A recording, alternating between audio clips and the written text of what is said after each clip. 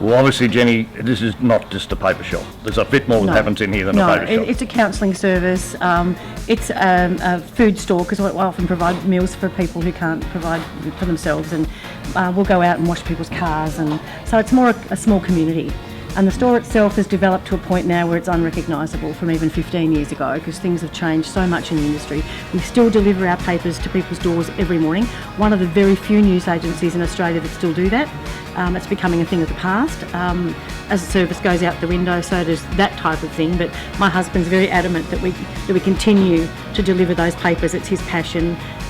He's got newsprint running through his veins. So, and of course, along with that comes, a beautiful new store that we built 2 years ago, and we're offering Launceston, and not just our Swampies, but Launceston, the most amazing range of magazines you'll ever see anywhere.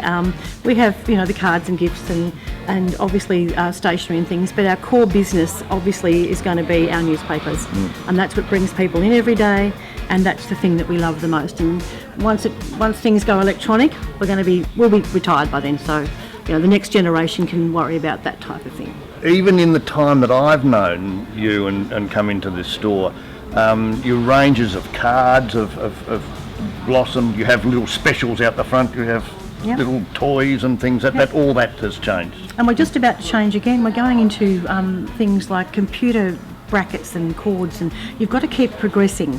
The business wouldn't be here if my husband wasn't such an insightful person, and he says we've got to go over, and we often go to the mainland and just wander around other people's stores and see what they're up to, and we bring it back to Launceston, and I think that's important. You've got to keep up with what's going on, and as things diminish and as newspaper circulation decreases, you've got to find something else to keep your store active. To get a new lot of customers to come in. Your old people will go, but you've got to encourage young people in, and to do that you've got to have what they want. Well, the other day I drove past here and I saw a friend of mine who lives in East Launceston over here shopping in your shop. Yep, I don't know what he came in for, but well, I don't know either, Richard, really, but honestly we have people coming from literally from Perth, from Trevellyn. A lot of our customers come from Riverside. They'll drive past 2 news agencies to get to us. And I'd like to think that's all because of my scintillating personality, but it's not. It's because we give we've got incredible staff who genuinely love people.